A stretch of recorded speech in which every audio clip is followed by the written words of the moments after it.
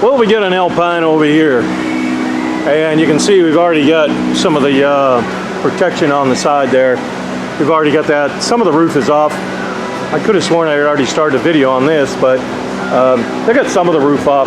We're gonna go up and take a look at it.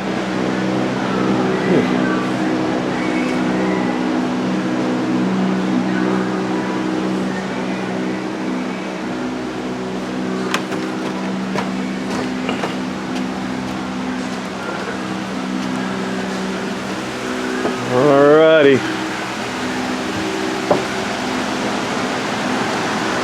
This is what we got.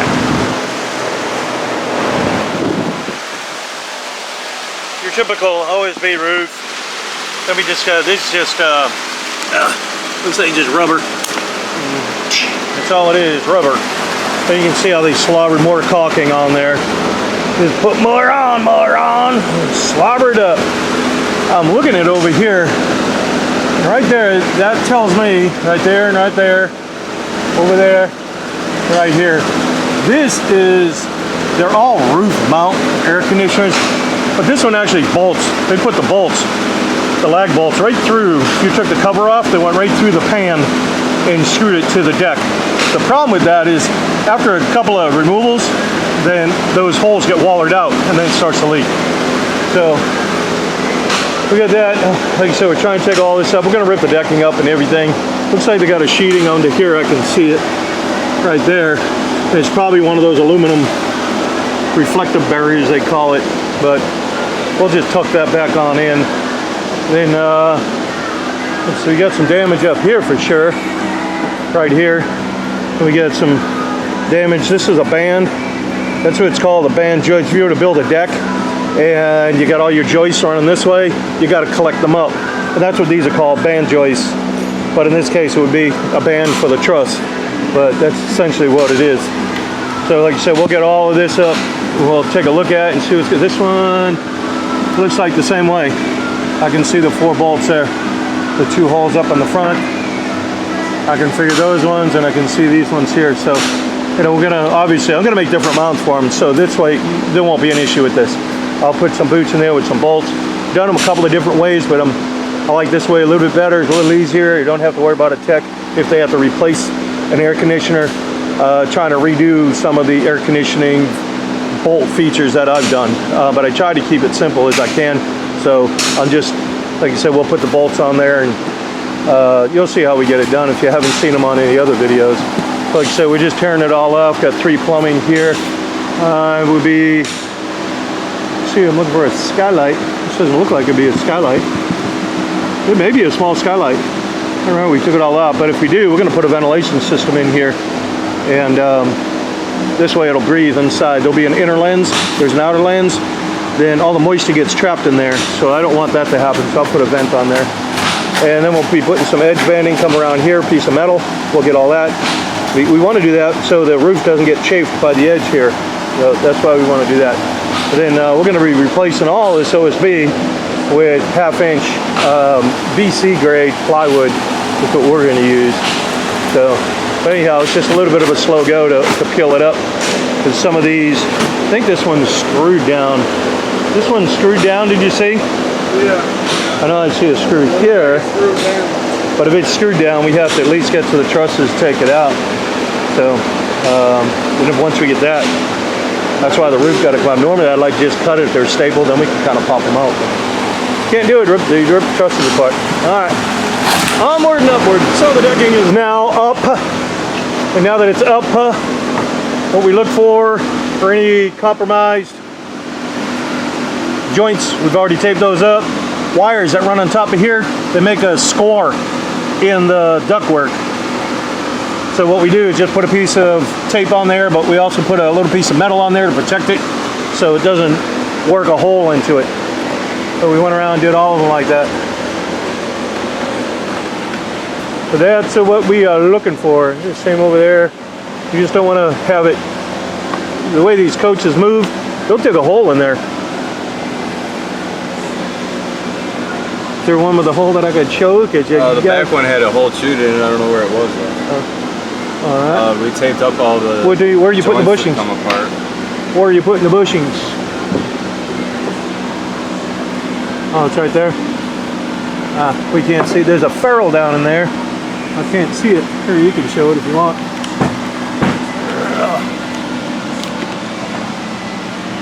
And that protects that wire from that ferrule. That ferrule, whoop, the ferrule's real sharp. So when I say they don't want to put another red cent in there, they don't. But those ferrules are real sharp. They're cut almost with like a tubing cutter, and that's the metal piece that's going into. So the fix is really just these little plastic bushings. That's it. I got all different sizes in here, but that's literally what they are. These are electrical code. If that was a house or a commercial building, these would have to be in there. But that's what they're for. But like I said, they don't care because none of these coaches really have to meet any codes. They just basically can't fall apart going down the road. You got to meet DOT regulations, lights, and all that other nonsense. But otherwise, nope. You don't care. You get it built, get it out, get it sold. That's the attitude. Oh, maybe I can show you right here because we didn't get on that other side. See how it's digging in right there? That's a hole. That's why we're putting the pieces on there. I'll walk around the other way.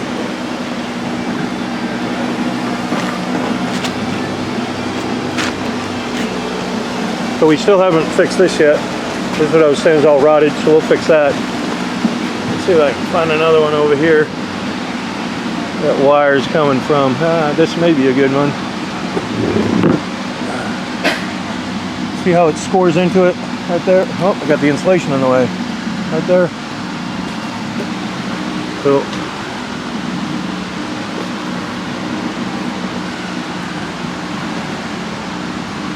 You can see all those dig marks in there, and eventually they'll work a hole in it. So that's why we do that. These are the ferrules I'm talking about. So those bushings, you want to grab a couple bushings?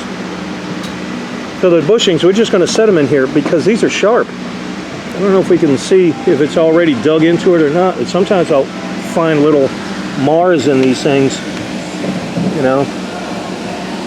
Trying to look around the other side there. Check this one. But I like to check them to see if they're compromised. I can feel a kink in it. But that's all we got to do is just put these in them.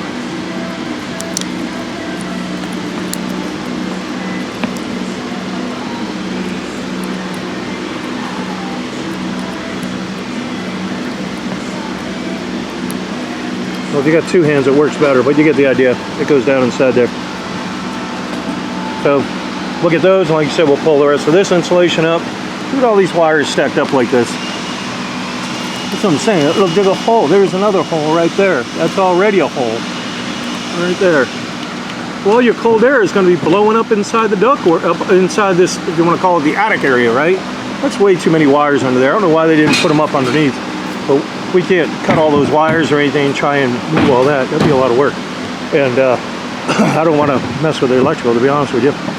So, same thing here. We'll do it on those. Like I said, we'll take all of these. We'll check them all. Check all the duct lines. Make sure they're all taped up. Well, we are still tidying up.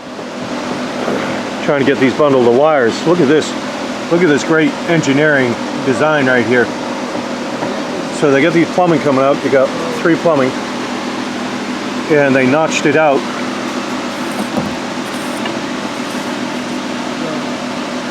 What's that going to hold? Here's even the worst part about it.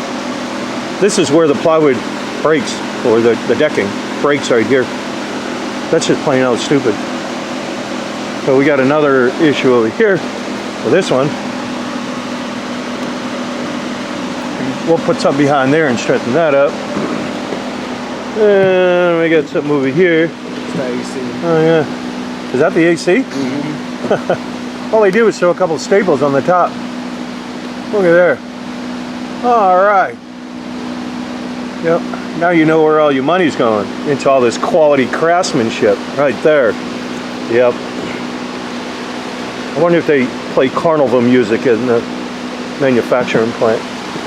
They don't. They probably should, because this is really entertaining. All right. Well, we got to make these repairs before we put a roof on it. And then, where are those bushings? Do we have them here? They're down the other end. Now here I go. Down the other end, down the other end, down the other end. Back down this way. These are ferrules. These metal pieces. They, you know, really you don't need them in this application because just coming up through the ceiling, there's no chance of anything really stapling it or getting it. Well, there may be a little wall on the inside, and maybe they're worried about, you know, putting the molding up there and pinching the wire. That's possible. I haven't been in the inside, but this is pretty sharp in here. And if I can get this thing bent around, I can show you what's going on and what will eventually breach. See if I can get this to. Can you see that right there? That's digging into it. So what I like to do is make sure that's not, it's just going, that's barely in there. But eventually it's going to be worse. So we don't want to ignore that. There isn't a wire like that on here, it's just in this one here. So when I say that these manufacturers won't spend one more red cent, here's some red cents right here. These are a code. These are code in commercial and residential applications when you come into a situation like this, or with another type of cable. It's called BX cable, and it's flexible conduit, really. But that's it.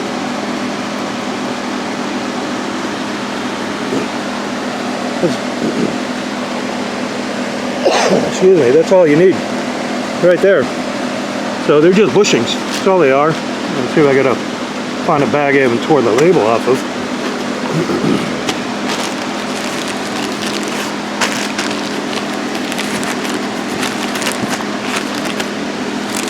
But that's all they are. They are, this one is what, number 3 bushings, and it tells you the size on them, you know. So you can, they're I get them at Home Depot. I mean, they're common anywhere that sells, you know, that type of material. Gonna have them. Like I said, they're code, so you need them. All right, let's get to work, and I'll show you the repairs. Alrighty. So what we did here, we put a block going across. You can see it. Did one on the other side, and then what we did is locked it all together and glued it. So that is gonna take care of all that nonsense, so we can still get a brake. And then we had the other issue over here, and we reframed this too, so we don't have that sagging issue. So right now we're getting the insulation back in. All that foil stuff had so many staples in it that we just omitted it. We don't need it anyways. Not for our roofs. These roofs are a commercial roof. They're designed to reflect UV light. That's what they do. So that little bit that's down there, it isn't going to add up to anything to go, holy cow, we made a big difference. Maybe on the thin crap that was on here in the first place, it could possibly, but I don't see it happening. It was installed wrong anyways. Anyhow, so that answers the question about that. So we get it. Oh, and then we had, this was rotted, we replaced this. And this was just right here at this edge. It was a little punky. So we put a piece of steel all the way back here, and the steel is sitting up underneath this piece here. So that's going to bridge, and we glued it all together, so that's going to bridge and give it all the strength it needs. And then obviously we put it all back together, so everything's fine. Put another one right here. So the other choice you have is to rip it all up. And, you know, it's really not necessary to do all that nonsense. You can get a good structural bond in there like we did and get all that back together. Why do you have to tear apart and rip into somebody's wallet for it? So we still get staples to take out. You gotta get all those out, and then obviously you see the insulation going back in. Other than that, it's after we clean it up, it's ready for decking. I just can't get over the stupidity of drilling right through these trusses and expect it to have any strength. That doesn't make sense to me at all. Well, we're getting the decking down. You can see we got all that adhesive in there. You need to staple these down. You don't want to start throwing screws in there. You're just going to split the trusses. That's what'll happen. That's generally why they don't even do it. They just save themselves the labor, meaning like they don't put enough screws. But especially this thin piece of wood, you can imagine putting a screw right along there. You'd split that right up. So that's why they put them so far apart. But even doing that, sometimes it doesn't work out, you know. So, but that's what we're doing. Gluing it all down, stapling it all down. And then the coach is a little wider, so we got a filler piece in here, and we're gonna put a piece in there. Same thing here. You can see all the glue we got. Then we're going to put another piece in here, and then we got a protection coming over here, a metal piece that'll come over and protect the edge, and then that'll cover all that gap in that joint, so it'll look nice and tight. All right, all decked. We've got some protection on the edge, which overlapped that little piece. We made that wider so we can seal it. Now you can see we got all our strips on here. A lot of times you get these trusses that aren't even though the plywood's about the same. The plywood may be off just a shade here or there, but we like to put the strips on. Just keeps it consistent and looks well. We even protected the back here from this cap over to here. So we got all that squared away. Everything's been glued. We already did this other side. This is a passenger side. We already did that. So this is about ready to get rolled out here soon, and then we can start cutting the holes and getting the roof itself assembled. All right, so here's the slide. The roof's done. I'll show you that afterwards. But right now, I don't know if you can see that little wave right there. Just right there. So here's the refrigerator. Then, see if I get my flashlight. So, we got some D-lam going on down here. I don't know if the customer's really worried about fixing it at this given moment, but I'm gonna see if I can flop down there and show you why we got it here. See if my light will show it. See all that damage? That tells me water's getting in there. So we took the awning off. Then once we got the awning off,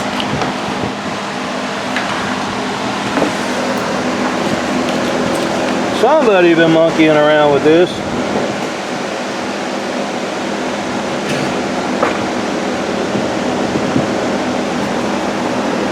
You can see that that's a screw popping out. That's a screw popping out right there. Here's another one. All these screw heads are popping out. And that's all it takes, just a little bit of moisture to get in there. I don't think it's a big flooding leak. But if it's been happening that long, so we got to take all those screws out. I don't know why they're that close to the edge like that, because normally they set back a little bit more. We're going to investigate it. We're going to have to reseal this at least. That'll stave off. The rest of this looks okay. Looks all right. Got this little screw here. That thing just moving around. So we're going to see what's up with all that. But tape-wise right here, that seems okay so far. But these are, there's just slices in it. And that's where your little moisture is getting in. But you have them all over the whole stretch. So I'm going to take them out and reseal the top of this thing. So these are the screws I got in there. These are called bugle heads.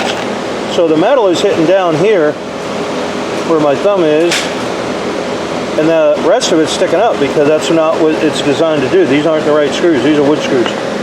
You need to have more of a sheet metal screw with a rounded head on it, like that. So that flat portion up underneath the head will pull down tight. And we'll take them out, and like I said, we got to reseal this all up. All right, you can see right here, that's the bedroom slide. You can see we got that one taped up. I already showed you all this one, and then we pulled the slide in.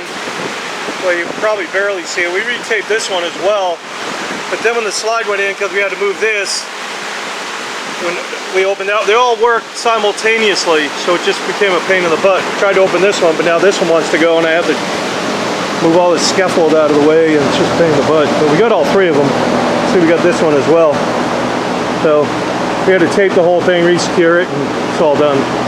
So the only thing we got left is just to, I got to weld the logo on here, and then when we bring all this, I'll go over the roof with you. Well, we are all done with our Alpine. She's ready to go.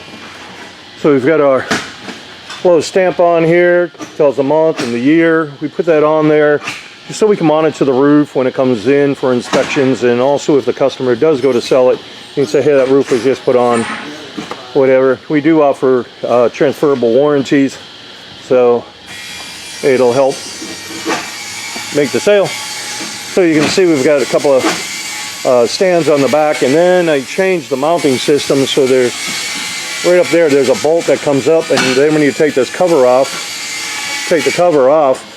you'll see a regular, there's just a nut. It's a 9/16 nut that'll pop it off. So we've got those on there, and then in the front we've got counter flash. So the purpose of that is, and I guess I'll have to show you on the other side on there, but the purpose of that counter flash on my curbs up here, there's just a foam gasket up underneath there. So that foam gasket will, that's all there is to protect it. So I don't want the water to come down and run along like this and get into that gasket. So what this does, it pushes it below the counter flash that I build in to these curbs. So all these curbs, everything you see here, we have to custom build. Everything's all custom built. I fabricate everything. Even these boots are all welded. A lot of times you'll have these little mounts right here onto the roof, and then they just slobber it with self-leveling. And then when these ladders wiggle around, it starts breaching it, and then you end up getting leaks. So, but on the, as I build all this is all heat welded. Everything's all heat welded together. So this is a counter flash that I build into it. That's what I was saying. That is another counter flash on the front there that goes below this one that has the same thing. So all the water will run around. It'll run, I guess this is the front, so it'll run around depending on which way the water's coming, I guess. But that's how that system works. So everything else is all set. We get everything all, again, it's all heat welded. This is a 60 mil commercial grade roof system. So this is the same exact roof membrane you're going to find on a hotel, office building, library, restaurant. Same exact system. Actually, this system is one grade up from the start of commercial. Commercial starts at 45 mil. This is 60 mil. So it's one grade up. And this is a TPO. TPO is a thermoplastic, and you can heat weld it all together. That's how we do all that. So you can see some of the like discoloration around there. That's how much heat we get up on there. The thing puts out about 1200 degrees. So we just weld it all together. So this is the material here. I've got samples right here. If you want one of these, you just reach out to us. We'll be glad to send you out. Obviously we got tan, gray, and white. And you can see some of the squares in here. Show you maybe on one of these other ones a little better. There's one right there. You can see all that little squares in there. It looks like a screen that's built into it. That's a nylon mesh.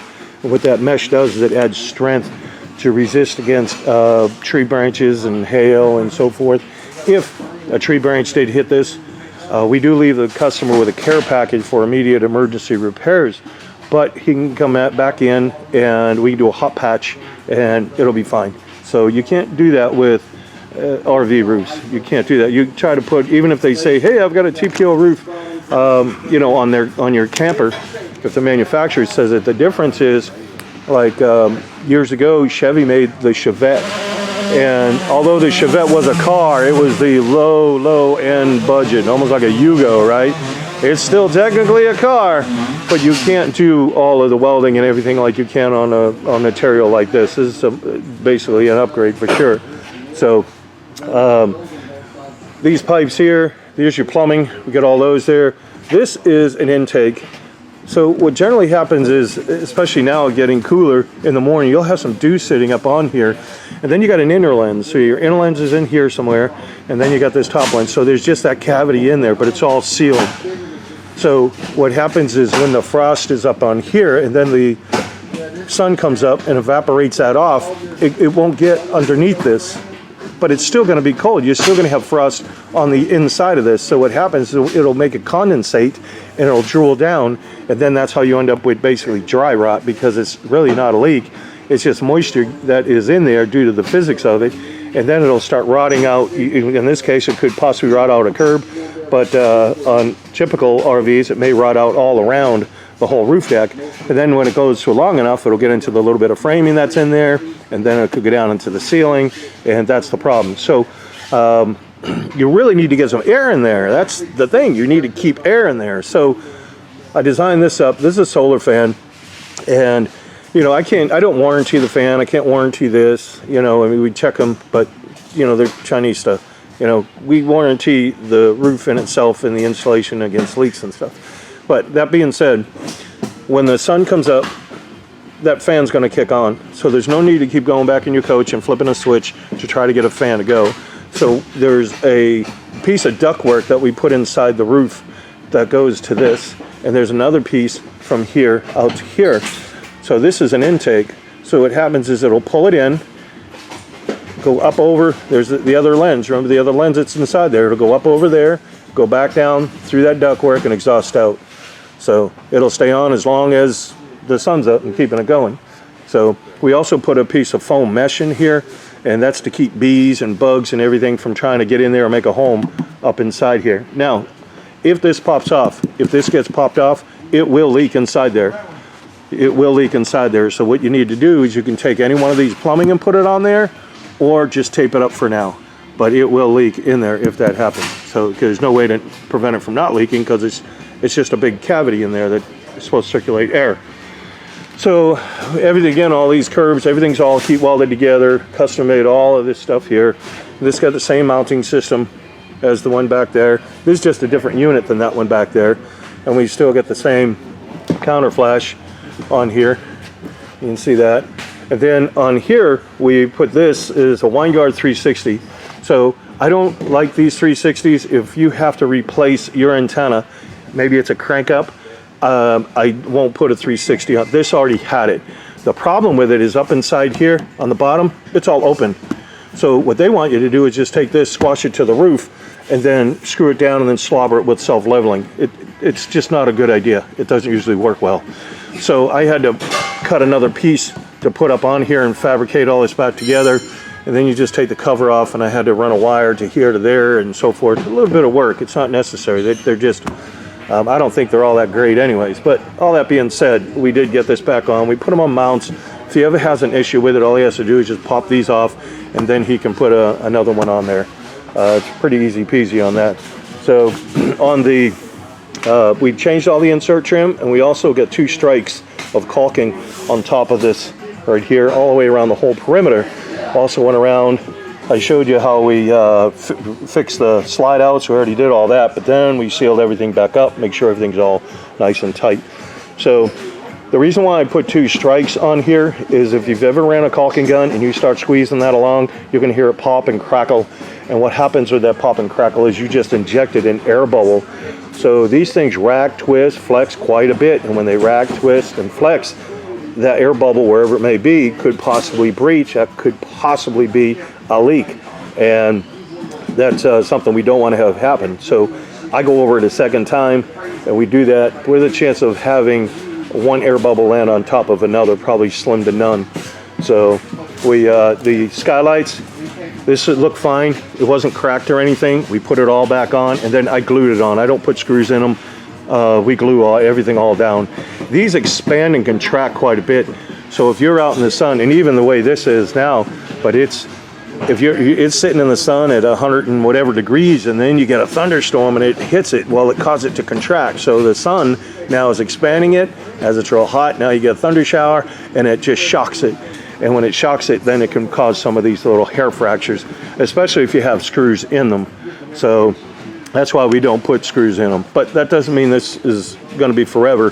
There was nothing wrong with it, so I just cleaned it up and put it back on instead of trying to find another one for them and, you know, get more into the bill. If it's fine, I'll put it back on unless the customer asks me to specifically replace it. So we get all that, and then the other thing we did, we went around like this light. I like to go around almost anything that is pretty much from the top up, so I don't have a customer calling me saying, hey, I got a leak, and then come to find out, well, you do have a leak, but it's not coming from us. But nonetheless, that's why I do it. I also want to thank the customer for bringing this Alpine to us. We appreciate it. I can't remember where this is from, but it's not around here. He drove quite a bit to come here. We get folks that come around all the time from, you know, Canada. They come up from Florida. They come everywhere. We're a specialty shop. There's nobody in the country that does this, or even in Canada or Mexico for that matter, that does this roof system. I designed it, and I have not trained anybody to put these roof systems on, or to even make all the repairs and do them the way that I do them. So if someone's saying, hey, I do the same thing, I do the same thing as RV roof install, probably not. So just a word to the wife, you know, keep that under your lid, I guess. And then let's see here, where to go, here it is. All right, so this insert right here that goes in the gutter, this is just white, obviously black. So it's the same thing though. You can see this is your typical insert that they do to cover the screws, right? And you can see it just slides into this track. See, it just slides in that track right there. So this is different. You can see it's got a groove right in there, and you can see the track is right in the middle of it. So it blocks it from the inside and the outside, and I like that because it causes it to roll. It's a lot more rigid, so it actually gets the water to flow over and into the gutter. So, and I'm trying to keep out as much water as possible. So that's this here. We don't sell anything, keep that in mind. We don't sell anything here at all. Nothing, zero. So you may be able to, if you're interested in that, you may be able to find it online somewhere, I don't know, but I buy everything in bulk. These here, all these inserts, the white and the black, I mean, I literally have to buy 2 miles of it. So, and like you said, the curbs, all these components, we don't sell anything. And then one other thing, this is not a DIY channel. If you pick up a tip for it, that's awesome. You know, if you like the video, hit a like. Somebody else looking to get a roof done, at least it'll pop up. From what I hear, all the algorithms, I'm really not into all that YouTube and all that social media stuff, but mainly we put these videos together so the customer can see all the work we did. They always are asking, hey, what'd you find, what'd you do, how'd you fix it, and so on and so forth, how bad it was. I can't remember one coach from another, to be quite honest with you. I tend to get, you know, have those brain farts because they all start looking the same. So that's why I put the videos together so they can view it and take a look at it. But all that said, you know, if you're doing a project or something, you get a tip out of it, great. But there's a lot more to doing these than what I could video. It would just really be a long video. And, you know, and also if there's commercials on here, you can just see, hopefully they'll skip. I'm not intentionally putting the commercials on there. I tried to demonetize the videos, and then YouTube sent me an email saying that they reserve the right to put to put ads on our videos, which, you know, I think they're a pain in the butt. But anyhow, the whole purpose, like I said, was just to get the information to the customer. You have to have like some crazy channel and really work it to even make a couple dollars on these YouTube things. And, you know, I'm not out for that. My scope of business is just doing, you know, RV roofs and rebuilds. That's what we do. I'm not trying to be a YouTuber or, you know, anything like that at all. So even when I do these videos, all I do is just pull this little card out. We put it in the computer. I pull all the little clips off. We put it in a program that just collects all the clips together, and then where each clip kind of comes about, then we just put a transition in it, and that's it. I don't edit these things at all. I don't have time for all that stuff. So we just try to get them out, get the information out there. So that's why you may see some other stuff. I don't set up tripods. I don't do any of that stuff. You know, again, I'm just trying to get all the information out to the customer, what we did, you know, and hopefully you can compare some of the stuff that we do. You see other videos on there from these guys that are saying that they're RV guys, and they don't have scaffolding like this, and they're working off of ladders, and they just look like they're a hobbyist or, you know, a shady tree type RV guy. I would not recommend trading with them, because you can't do your job right unless you have some good scaffolding. After a while, getting up and down the ladder, trust me, you're going to be like, oh yeah, that's fine, and you just don't want to go to double check anything because your legs are tired from hoofing up and down a ladder all day, and, you know, you just can't get things right. So if you're going to do it for a living, in my opinion, you should have the tools to do it. It's kind of like being a house builder, still having a handsaw. You know, you probably should get a, you know, circular saw to do all that, and some power tools, right? But anyhow, all right, that's my rant, and like you said, we appreciate it. I want to thank the customer for bringing the coach in. I think I already did do that. Oh, one other thing, the warranty. The way this warranty works on here, this is a 20-year roof system. So that means this material right here is warranted for 20 years. In order for us to, and this will go with any roofing manufacturer, period, they do not include labor. They don't include labor. Now, I know someone out there who say, well, hey, on a commercial level, you can't get labor included. And that's called an LDL warranty, and that has nothing to do with RVs. They're not going to extend it to an RV. So that being said, we want the customer to come back. I'd like to see this thing 60 days after we finish it, because it racks, it twists, it flexes. And if I got another Alpine in here, its twin brother, it's going to rack, twist, and flex differently. And I want to make sure all the caulking and everything here is sitting the way it should, just as a prudent measure. After that, come back once a year. So when you come back once a year, then we'll say this is September, he comes in, November, we get that first initial inspection. So he'll have his warranty will be good from November 23 to November 24. He comes in November 24, his warranty will be good from November 24 to November 25. And that's how it kind of works. Hey, basically, I'd want to see these every year. We put a lot of work into it. It costs a lot to put them on. I don't want to replace it. He doesn't want to replace it, but I would like to catch something before it becomes a problem. Instead of someone just not coming back and then they go, hey, Liz, I got this problem here. You go, oh yeah, well, you know, whatever. Maybe there's a tube of caulking that is just, you know, a fly got in the ointment, so to speak. I didn't make the caulking, but I'd like to inspect it to make sure, you know, that caulking is holding up the way it should. But if I don't see it and nobody catches it, I don't want it to ruin the coach. He'll come back and say, hey, well, that's your fault. Well, it's not my fault if I can't see it, right? So if a customer can't come back for whatever, a year, and it doesn't have to be exactly a year, it could be 11 months, it could be 13 months, you just need to see it. But I don't want it to be a prolonged deal. But if a customer does fall out of warranty, then they can still bring it back and we check everything out and everything's good. Then we just extend the warranty. It's just put it back on warranty. It's not a big deal. If they bring it in 5 years later, like I said, and maybe, you know, there's a fly in the ointment on that caulking and then it did some other damage somewhere else, whatever it costs to get it back into warranty to do those repairs properly, that's going to get forwarded back onto the customer. And I don't want to see that happen. And that's why I say bring it to us. You know, we'll check it out. And that's why I do all these steps. And basically they're fail safes in a sense. So if it fails, it's still safe, but I can catch it before it becomes an issue. You know. So all right, well, the cleaning on this, real simple. You can bring it to a truck wash, tell them to pressure wash it, or you can get up here with some dish soap, scrub it down yourself with a little brush and hose it off. You should really wash these twice a year, but if you do, they'll stay just like this. I mean, they'll look just like that. I've got customers that really take care of their coach as well, and one guy in particular, he comes in, his looks, and I did that like say 7-8 years ago, and his roofing looks like it just came off the roll. I mean, it is super clean. But all right, well, like we said, we appreciate it. If you like the video, hit the like button so other people can find it, I guess, from all the algorithm baloney they tell me. And we'll see you on the next one. Package.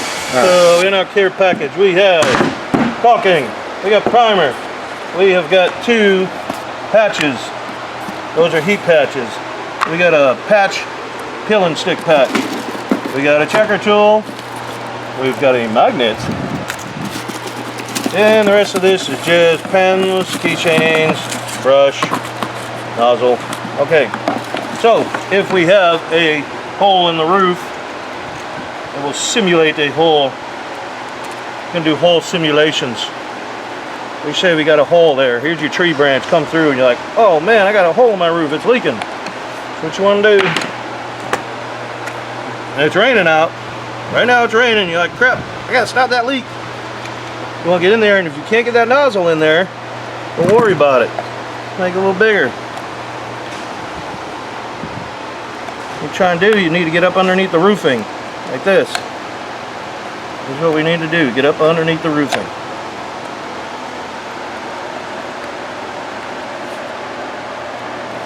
Then you're going to take and you're going to put this up inside there, and you're going to squeeze, squeeze, squeeze, squeeze. Hopefully this thing is plugged up. There it goes.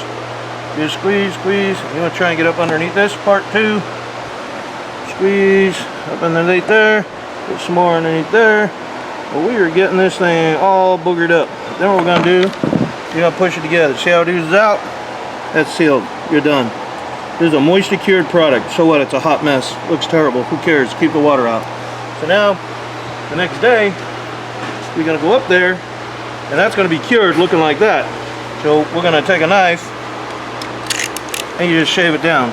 You shave it down with a knife. I'm just going to obviously wipe this off. Now you say, hey, I want something a little better than that. So what we're going to do is get some cleaner. This is a terrible rag. You got another one. You got one on you? Oh, get a rag, get a rag, get a rag, get a rag, get a rag.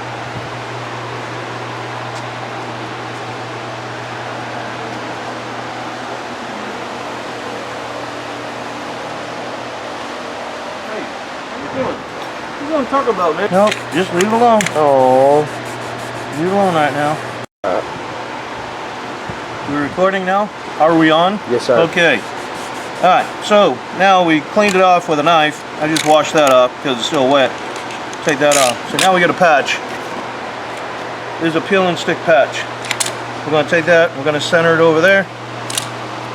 Just take a pen and go around like this.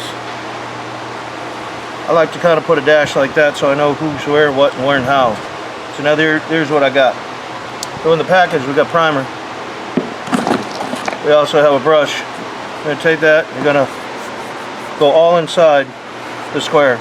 You're also going to go outside this square about 3/8 of an inch. Outside about 3/8 of an inch or so. Once you get that, there's a film on the back.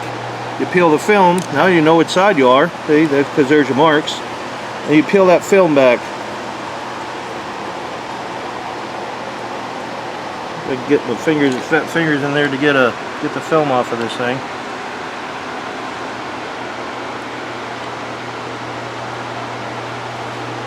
This is just a regular roof tape. That's all it is. We put them in all the care packages. Get that daggone thing off of there. Probably use some fingernails. Probably help. Come on. There it is. Okay. There it is. Now you got the film. You take that film. So now we're going to line it back up with this. We already got the primer under there. You just peel the film back, and as you do, you just rub it down like this. Sometimes that film will get a little stuck in there. This is just a butyl. You just kind of try to keep it as even as you can and flat as you can. Boom, you're done. There it is. So now, out here, this is where your primer is. You put the primer on there. You got primer there, and now you're going to put primer here. You want to prime all this area with your brush. Prime all that. Then you're going to come back. Once you get it all primed, then you're going to put a little bit of caulking on it, just like this.